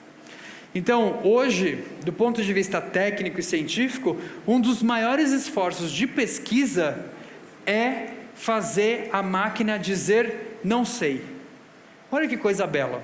Isso vem evoluindo, Então, a própria OpenAI, a questão de 2 meses atrás, já estou terminando, ela trouxe um estudo mostrando que, pelo menos, eles já identificaram por que a inteligência artificial erra, em vez de não dar a resposta, que é um conceito que a gente chama de alucinação, E isso acontece por conta do próprio da própria estratégia de treinamento da inteligência artificial. Porque o que acontece é que a IA, né, tem o pré-treinamento, que vem aquele conjunto grande de dados, depois vem perguntas e respostas para avaliar o modelo. E nessa fase de treinamento, a IA é recompensada quando ela acerta. A gente, como humano, também é recompensado quando a gente acerta. E aí, quando a gente vai fazer uma prova que você não sabe a resposta, o que você faz? Você vai deixar em branco? Não, meu irmão, tu vai chutar, certo? E é isso que a IA aprendeu. Falou, mano, eu não tenho tanta certeza da construção dessa resposta, mas eu vou colocar aqui o que eu acho que é mais provável, porque, enfim, é melhor chutar do que não dizer nada. E agora o que eles estão tentando pensar é num paradigma de treinamento em que a máquina ela é recompensada quando ela diz não sei. E aí, a partir do momento que a gente tem modelos que dizem não sei, muda totalmente a nossa relação de confiança com a IA. Porque se eu uso a IA para fazer algo que eu já sei, fica fácil avaliar se ela acertou ou se errou. Agora, se eu estou criando uma IA do zero, né, e para construir um conhecimento ali, e eu faço uma pergunta, como é que eu vou avaliar se ela errou ou acertou? A gente tem o paradigma da hiperpersonalização. Então, se as redes sociais, as grandes plataformas inferem nosso comportamento a partir de dados que são sinais do que a gente faz, agora a gente começa a falar de forma explícita o que você quer. Isso muda todo o jogo, né? Se essas grandes plataformas conseguem inferir muitas vezes de maneira muito assertiva nosso comportamento a partir de likes, de tempo de tela, imagina o que vai conseguir fazer a partir do momento que eu converso com ela. Eu falo, eu quero esse tênis para fulano de tal, eu estou triste, eu estou tal. Por isso que a gente fala de uma mudança significativa da economia da atenção para algo que a gente vem chamando da economia da intenção. Também é uma mudança de paradigma gigantesco. A gente tem o paradigma da intimidade artificial, e esse é uma coisa que eu acho mais assustadora como espécie humana, né? Que a gente começa a criar um relacionamento afetivo com a inteligência artificial. Esse é um texto que eu escrevi para o UOL, né? Nunca dizem não, namoradas com IA viram febre, mas são um perigo. E recentemente saíram duas pesquisas, uma do Center for Democracy and Technology nos Estados Unidos, que viu que 20% dos jovens já se relacionam romanticamente ou conhece quem se relaciona com inteligência artificial. No Brasil a coisa não é tão diferente, né? A Tiki Kids, que é vamos dizer assim, a pesquisa oficial aí do Brasil, 10% dos jovens já usam IA para pedir conselhos íntimos e etc. Então a gente está criando de novo com uma IA que conversa com a gente. Fica muito difícil a gente pensar nessa relação. Estava no Japão há 3 semanas atrás, e a notícia que bombou lá foi uma japonesa que casou com o ChatGPT. Vocês viram essa? Teve uma cerimônia, de fato, né? E aí tem uma coisa cultural, né? Por conta da religião no Japão, eles acreditam, né, que as coisas da natureza, os objetos, têm alma. Então fica mais fácil para eles projetar esse tipo de coisa. Tanto é que a Sony, quando tinha o Weibo, que era aquele cachorrinho, robozinho, e ela parou de dar suporte, ele ia ser aposentado, eles fizeram um funeral, né? Fizeram um funeral. E aí eu já estou finalizando agora mesmo, que é como a gente consegue inovar num mundo então tão acelerado, de tantas incertezas, em que paradigmas estão sendo recriados, reconfigurados, novos paradigmas estão sendo colocados, né? E a gente tem esse quadrante aqui que eu acho bem interessante, que o pessoal de política pública, estratégia, né, e também estratégia militar usa, que é o quadrante do conhecimento. A gente tem o conhecimento que é o know, que é aquele que a gente, que é esse aqui, né? Que é o que sabemos que sabemos, beleza, né? Que são os processos estabelecidos, tecnologias maduras. A gente tem o que sabemos que não sabemos, também é bom, porque se a gente sabe que a gente não sabe aquilo, a gente tem ferramentas, estratégias para investigar aquilo, entender, buscar conhecimento. A gente tem o que sabemos, mas ignoramos, Isso é uma falha, né? Porque muitas vezes a gente deixa passar evidências, mas o grande lance é essa dificuldade aqui. O que nem sabemos que não sabemos. Unknown unknowns. Isso é o mais difícil. Como lidar com esse cenário, né? Então, uma das estratégias é abraçar o futurismo, né? Então, de novo, o futurismo não é uma previsão do futuro, não é tentar trazer bola de cristal, nada disso, é uma estratégia de tentar antecipar esses cenários, criar possibilidades para que a gente possa se preparar melhor para o futuro. Então, no cone, né, de futurismo, talvez vocês já tenham visto essa imagem, né? Então a gente está aqui no presente, e à medida que a gente vai se afastando do tempo presente, vai aumentando o grau de incerteza das coisas. Mas o futuro, ele não existe do ponto de vista físico, né? Mas ele pode existir do ponto de vista mental e conceitual. Então, conforme a gente avança no tempo, a gente vai tendo um arco maior. E a gente fala dos futuros que são possíveis, das coisas que podem acontecer, futuros que são mais prováveis, que a partir do que a gente está observando, a gente entende que vai acontecer, mas não necessariamente o futuro provável é o futuro preferível.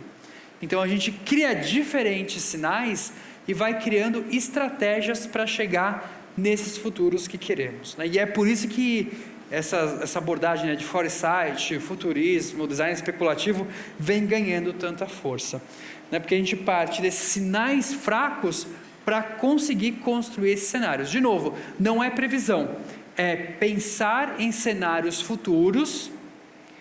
E o fato da gente pensar em cenários futuros e fazer planejamento, a gente acaba mudando o presente. Tem um estudo muito legal de várias organizações internacionais, governos, eles trabalham com futurismo, né? E um dos centros de futurismo fez uma vez um planejamento sobre se acontecesse uma pandemia. Isso foi em 2017 que eles fizeram. E os países que participaram dessas rodadas foram os que melhor tiveram resposta para quando veio a Covid. Porque a gente nem tinha noção, né? Pô, vai acontecer uma pandemia, tipo, nível loucura que foi essa daí? Não, eles planejaram, tiveram, então a gente responde dessa forma, tal. Então, uma estratégia bem adequada. E aqui eu deixo para vocês essa indicação de autor, e aí é meu último slide, prometo, que são os 4 futuros de Dator. É um pensador, um futurista super bem conceituado, né, com bastante artigos escritos, e ele fala, existem só 4 tipos de futuro, né? Um futuro que é um crescimento contínuo, continuado, então as coisas vão continuando mais ou menos do jeito que é, mas não é isso que geralmente acontece. A gente tem o futuro que é um colapso, então assim, é uma grande efusão do que aconteceu socialmente, economicamente, tecnológico, né? Então a gente perde o controle do que está acontecendo. A gente tem um futuro que é disciplinado, que é quando a gente consegue colocar muita regulação, muitas regras para reger esse futuro, e a gente tem o futuro transformativo, né? Então a gente transforma a partir do que a gente quer. E eu acho que com o cenário de inteligência artificial, a gente tem que ir para esse caminho transformativo, né? O lance é que eu acho que se a gente deixar as coisas soltas, a gente vai pelo colapso, né? Então, eu acho que a gente tem que sim que debater, pensar essas estratégias de diferentes perspectivas, econômicas, sociais, culturais, cognitivas. Então, é isso que eu tinha para falar para vocês. Aí, agora é a última slide mesmo. Só essa frase aqui que eu acho que é legal, que é do Bernard Shaw, né, que ele falou, progresso é impossível sem mudança. E aqueles que não conseguem mudar de ideia, não conseguem mudar nada. Então, para a gente, de novo, não cair nesse quadrante aqui, que é o mais perigoso, né?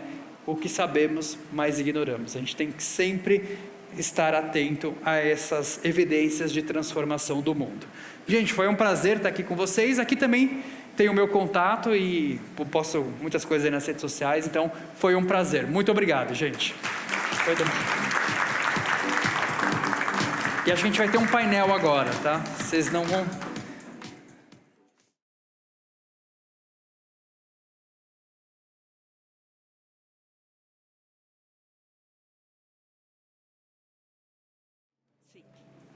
Agora a gente vai ter um painel aqui, a gente tem alguns convidados. Quem vai conduzir para a gente esse painel é o Adriano, acho que a gente apresentou ele ali, acho que todo mundo conhece também. Ele sempre foi o nosso speaker oficial, né, Adriano, da Softec. Olá, pessoal, isso aí. Desde que eu cheguei na Softec, todos os eventos eu envolvo o Adriano. Ele fala que ele deveria ser da equipe de marketing já, né, Adriano? É verdade, o pessoal estava explorando aqui, viu, pessoal? Exatamente. Ele mudou de área, que ele estava na área de soluções, né? Agora ele está na área comercial, mas continua sendo o nosso speaker oficial. E ele vai conduzir, então, esse painel aqui. A gente tem alguns convidados, aí ele vai chamar o pessoal aqui para vocês, tá bom? Obrigado, Rô.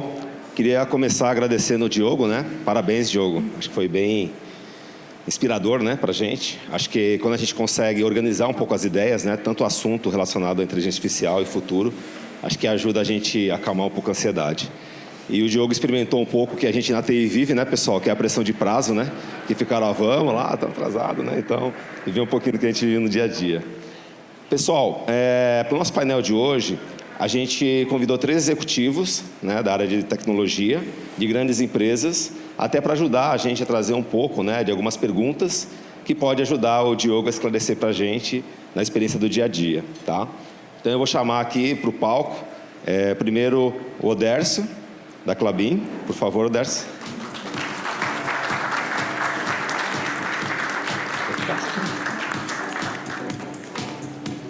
Obrigado, Odercio. Por favor. Adriano, da Total Express, meu xará.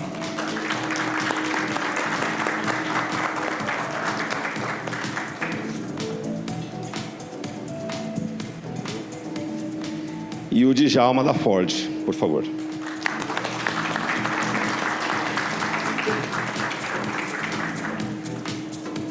Obrigado, Djalma. Deixa eu ficar desse lado aqui.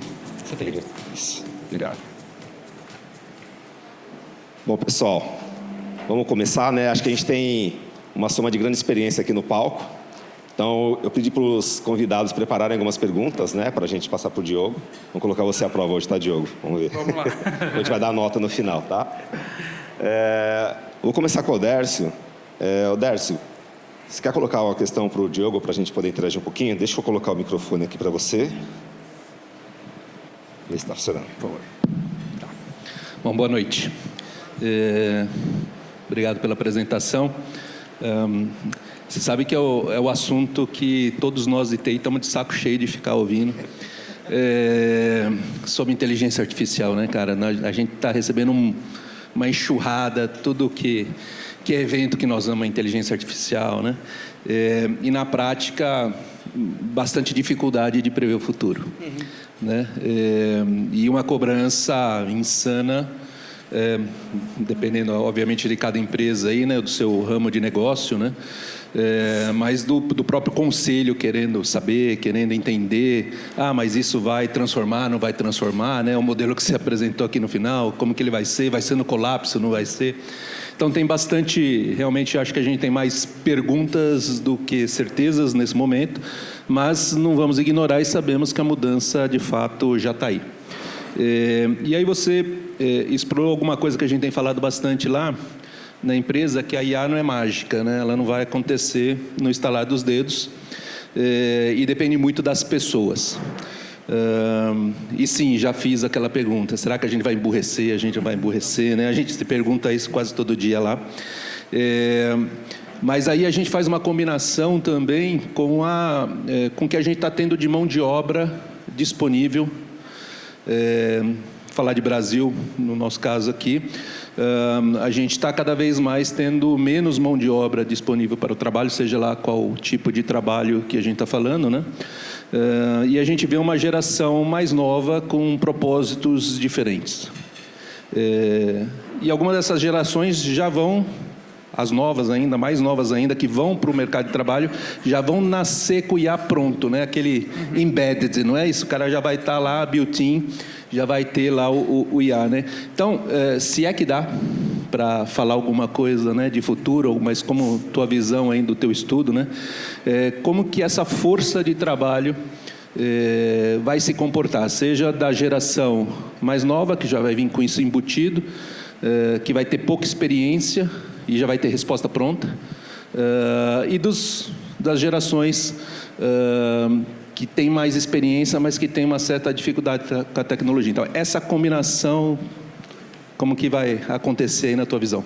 Boa. Obrigado. Boa, valeu pela pergunta.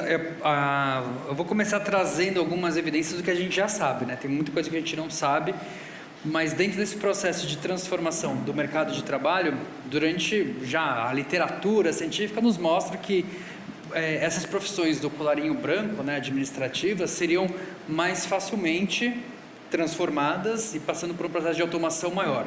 Isso, de fato, vem acontecendo.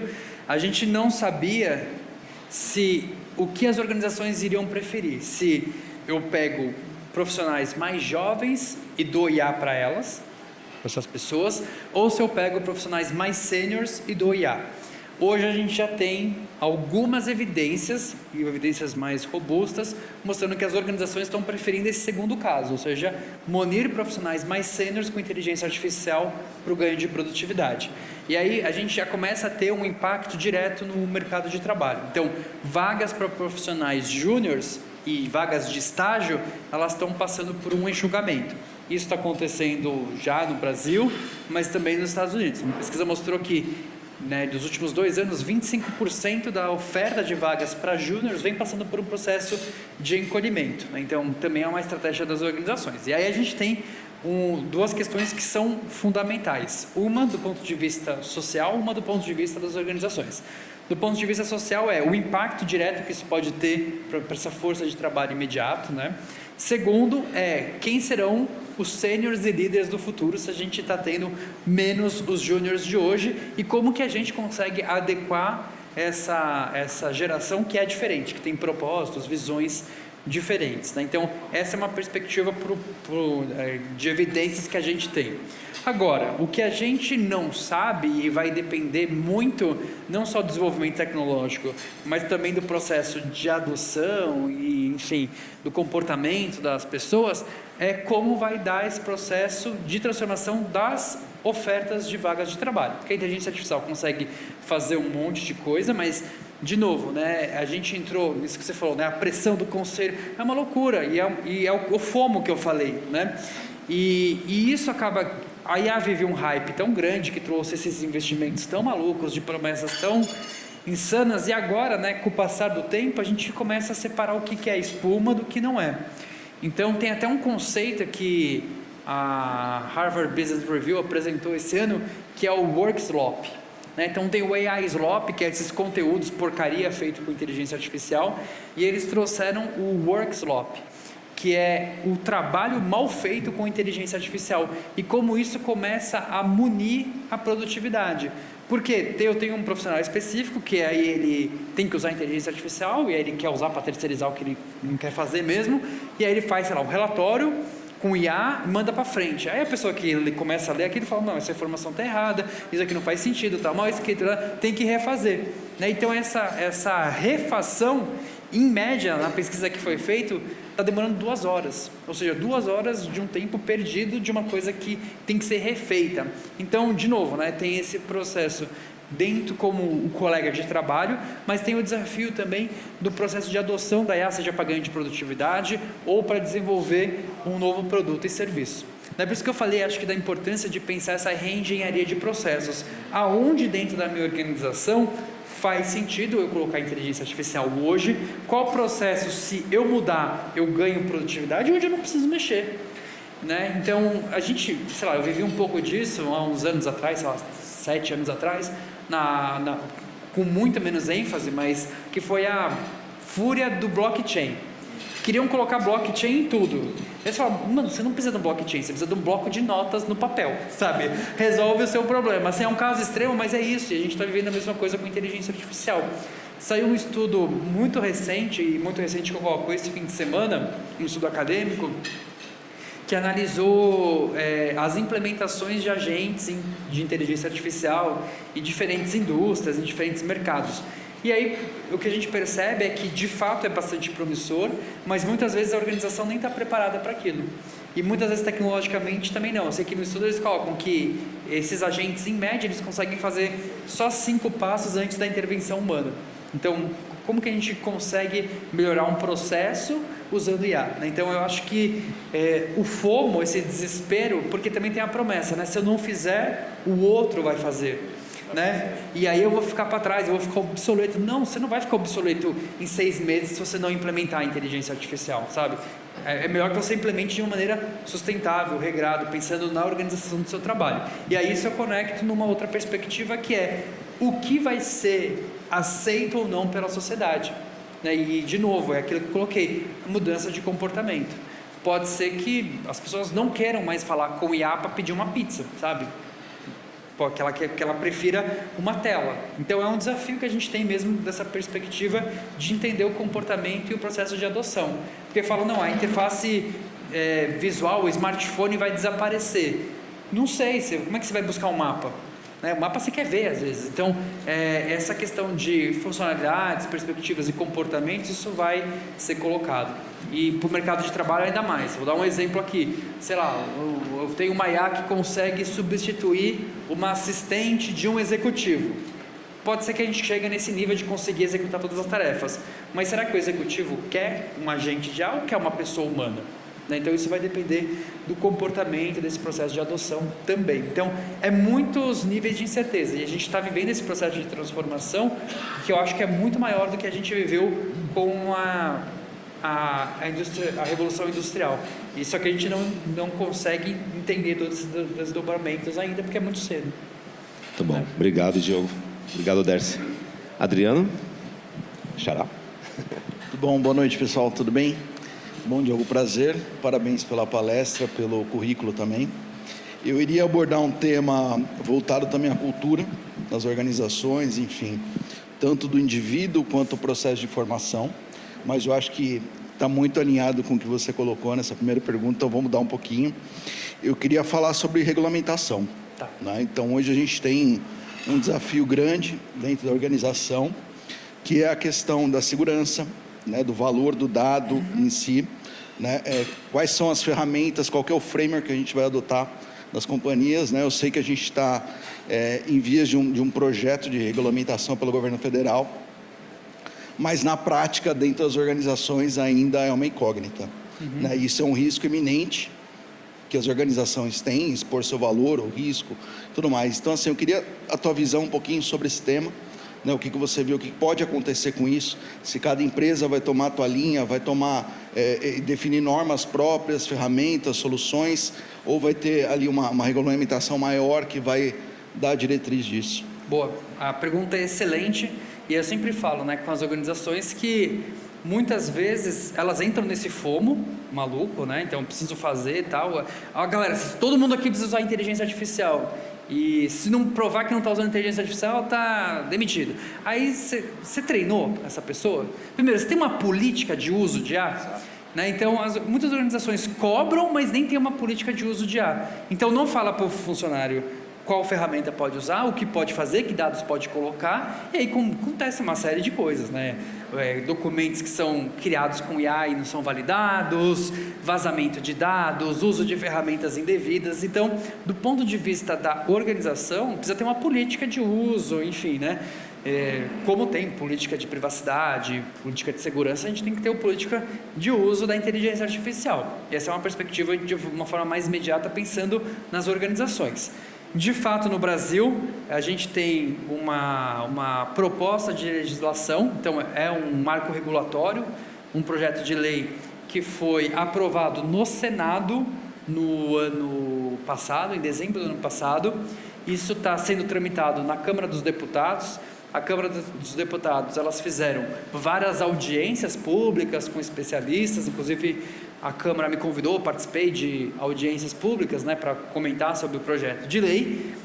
A perspectiva é que o texto final saia essa semana ou na próxima semana, né? Então, o deputado Aguinaldo, que é o relator do projeto, né, já finalizaram as audiências públicas, pode soltar o projeto de lei para ser votado entre essa semana ou outra. Você teve contato? Você teve contato com o conteúdo? Sim, sim, de todo o projeto. Está de acordo? Tá, vamos lá. Podemos aprofundar nisso. Ele é um projeto de lei que tem vários pontos em aberto, então, assim, ele não é uma cópia do AI Act. O AI Act é o marco regulatório da União Europeia, não é uma cópia, é inspirado. E ele é inspirado no sentido de ser baseado em risco. Então, assim, como que... Isso foi uma coisa que eu sempre falei, né, para os parlamentares. Você não tem como regular a inteligência artificial porque é uma coisa meio viva, né? Eu entendo IA nem como uma tecnologia, mas como uma área de conhecimento. E tem tantas coisas diferentes, né? Então, sei lá, eu posso...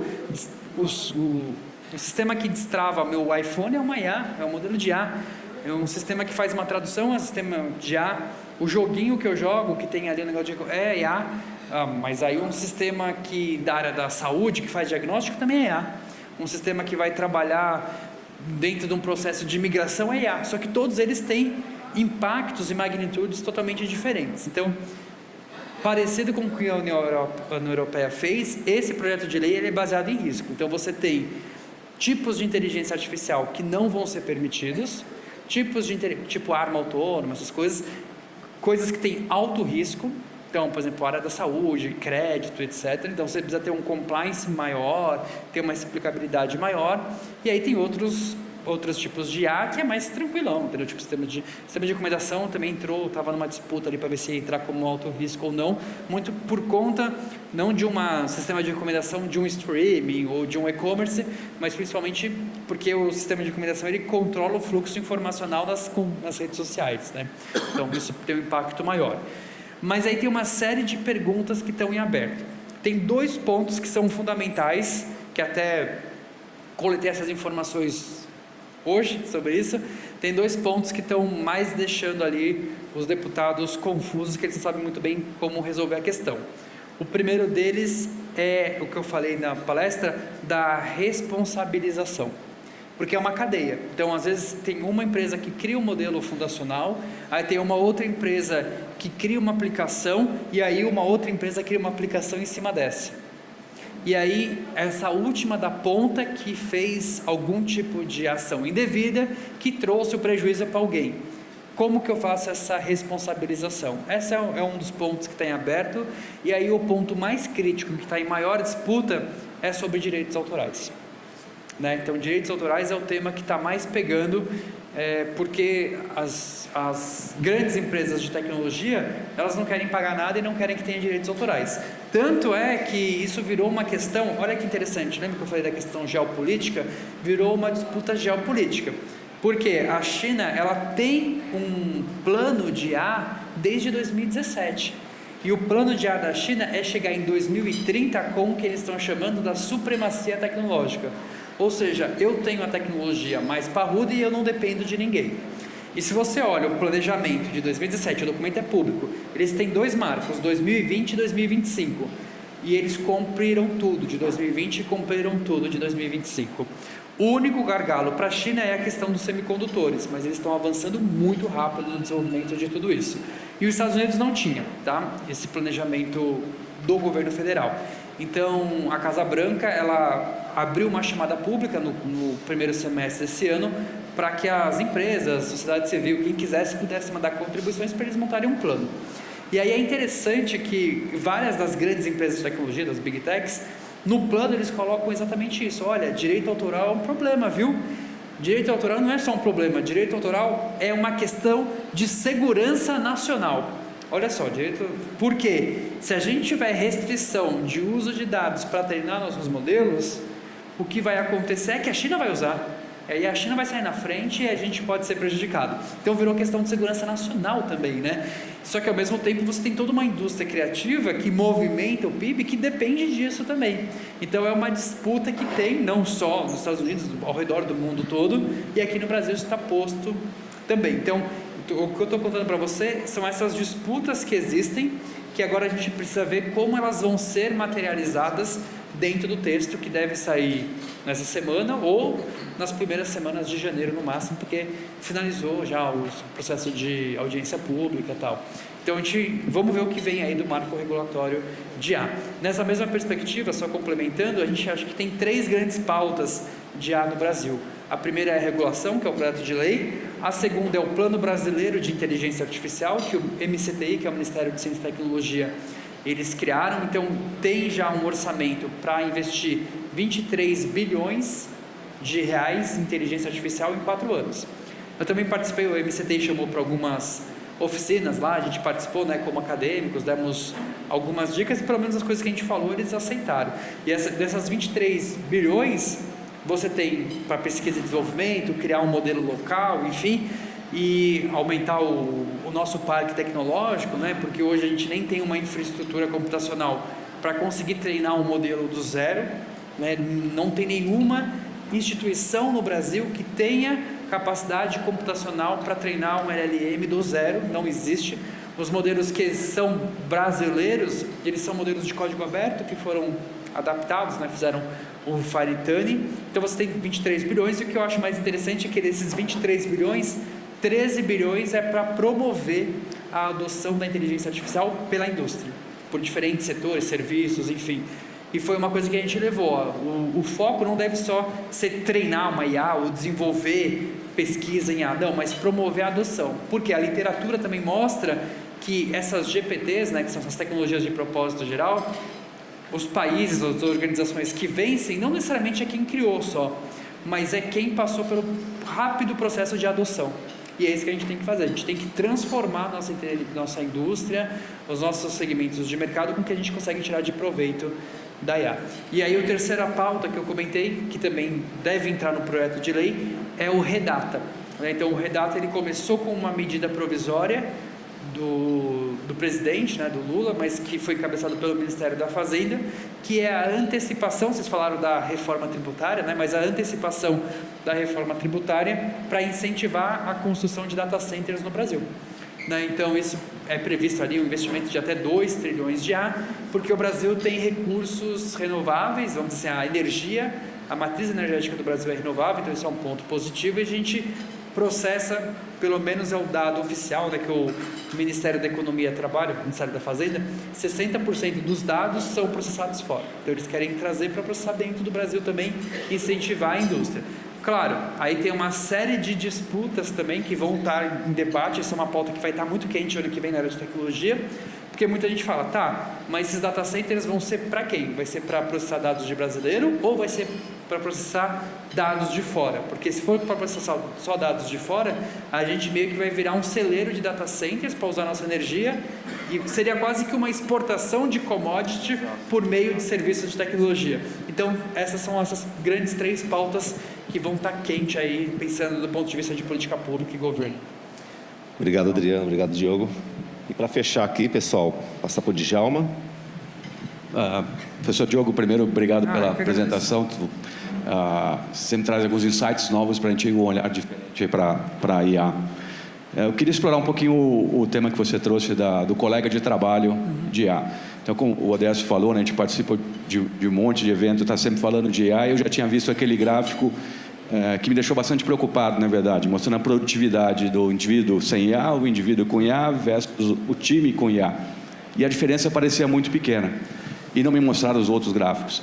Então, na minha cabeça, eu fico pensando, pô, nós vamos ter um indivíduo com IA, a gente que falou no começo, né, da importância da empatia, da conexão.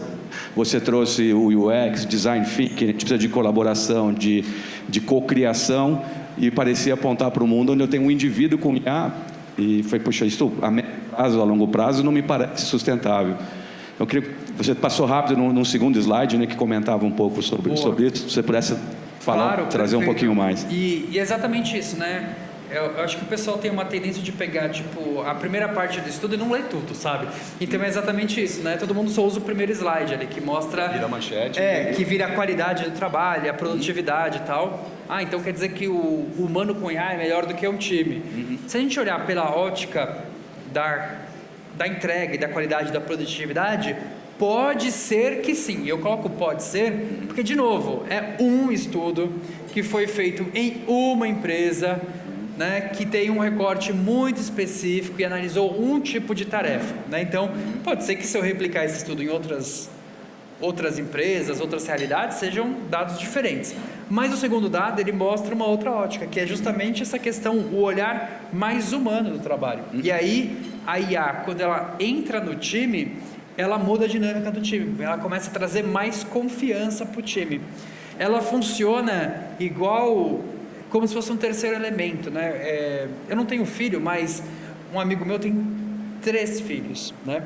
E ele falou, é muito melhor ter 3 filhos do que quando eu tinha 2, porque quando eu tinha 2, um ficava brigando com o outro, e agora quando eu tenho 3, eles se administram. Não sei se alguém aqui tem 3 filhos e é verdade. É verdade? Eu parei nos 2. Então, foi a perspectiva que ele trouxe. Eu falei, ai, como se fosse esse terceiro elemento entrando, sabe? Entre humanos ali, em disputas, mesmo dentro de um grupo, que disputas são boas, né? Geram ideias e tal, mas ele traz vamos dizer assim, um terceiro elemento, né? E aí uma espécie de fora que traz mais ou menos essa condução do trabalho. Então vira como se fosse também uma ferramenta de apoio. E aí por isso que eu quis trazer esse segundo gráfico, porque ele mostra exatamente isso. Gente, a gente não pode olhar só para a produtividade, a gente tem que olhar para a qualidade do trabalho que está sendo desenvolvido, para as ideias. Então a gente sabe que um ambiente saudável gera ideias melhores.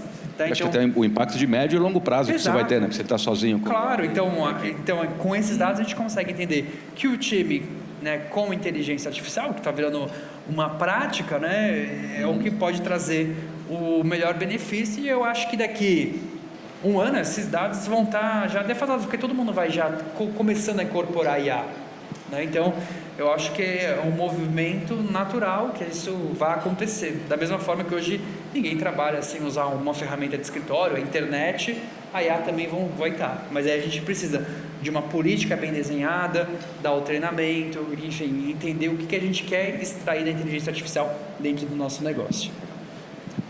Obrigado, Djalma. Pessoal, o debate está bem legal, né? Este é um assunto que dá para a gente passar um tempo aqui, mas aí a Babi vai tirar a gente do palco junto, né? Então, é brincadeira. Bom, pessoal, agradecer os convidados, né? Acho que é legal trazer um pouco aí da expectativa do dia a dia também, e agradecer o Diogo também. A gente já está próximo de 2026, com muita ansiedade, muita expectativa. Então, para finalizar aqui o painel, vou pedir para cada um dizer uma palavrinha aí que gera expectativa para 2026. Vou começar pelo Dercy. Sacanagem esse negócio de uma pergunta, né? O cara vem com essas ideias. Né? Uma pergunta, né? Uma palavra só, hein? Senão a Babi tira a gente. Futuro. Pode ser. Vai. Pode ser. Eu vou roubar. Vou falar 2. Tá bom, pode ser. Porque uma está muito ligada com a outra. E tem muito a ver com o que a gente está vivendo aqui, que é desafio e oportunidade. Muito bom, muito bom. Vou fechar com a palavra crescimento, né? Que eu acho que é para onde a gente deve seguir, principalmente na área da tecnologia. Valeu. Quer desafiar, Diogo? Não, acho que transformação. Transformação. Acho que será o ano muito de bom, muito bom. Gostei, transformação. Pessoal, quero agradecer os convidados. Palmas para os convidados, para o Diogo, obrigado pelo conteúdo. E vamos aproveitar o jantar. Muito obrigado, pessoal. Obrigado pelo convite. Obrigado. Valeu. Obrigado.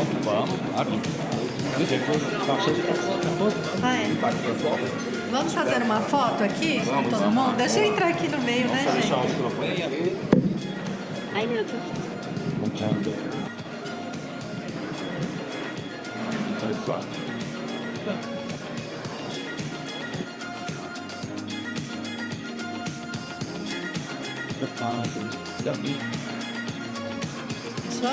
Obrigada, pessoal. Obrigada, Odessa. Obrigada, Djalma. Obrigada, Adriano. Os 2 Adrianos, né? Assim eu falo de uma vez só.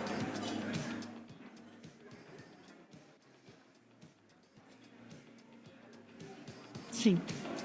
A gente está só organizando aqui. Tá bonito, né?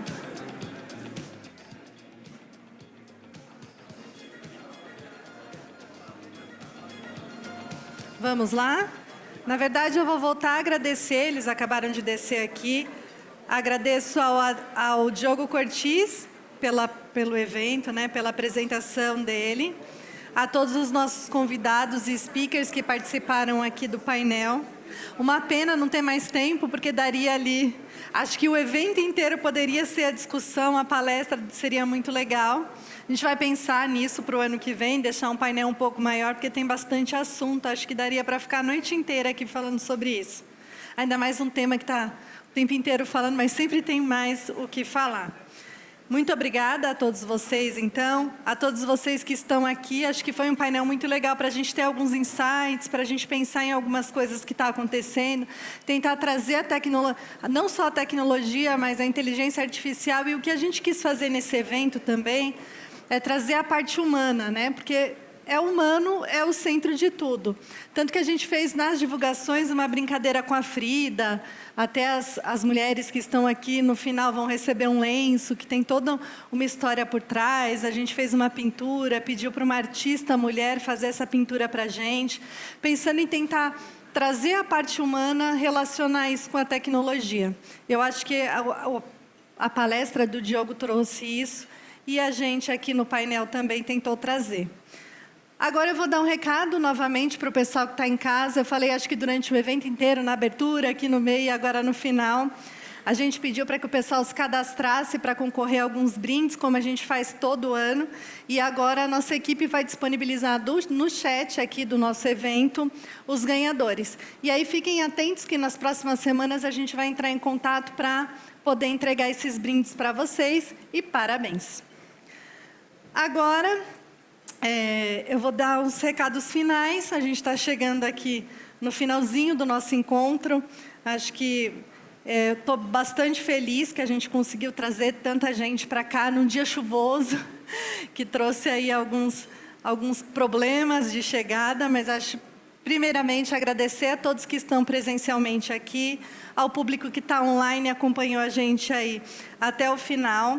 Em nome da Softec, eu faço esses agradecimentos, não só a mim. Agradeço também ao time de marketing ali, as meninas que estão ali na mesa, que ajudaram a viabilizar e colocar esse evento aqui para todos vocês.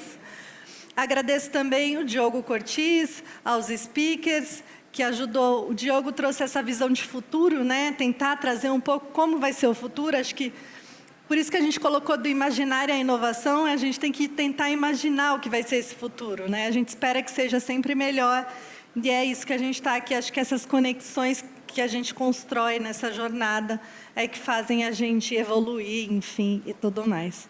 Acho que é isso, gente. Agradeço a todos vocês, obrigada a todo mundo.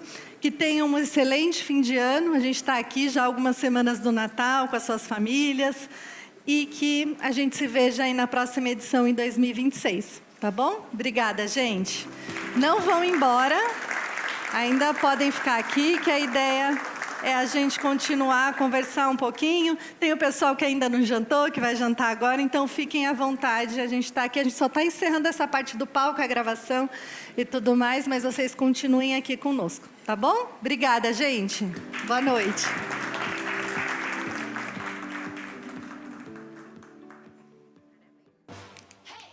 Every company we partner with is the best in their field, Creating seamless banking, engaging millions of fans, or developing AI that saves lives.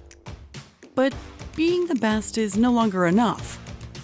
The world is moving faster than ever, and predicting what's next? Forget about it. Every company has a choice. Lead innovation or be eclipsed by it. Someone is coming for your spot at the top. We make their job impossible.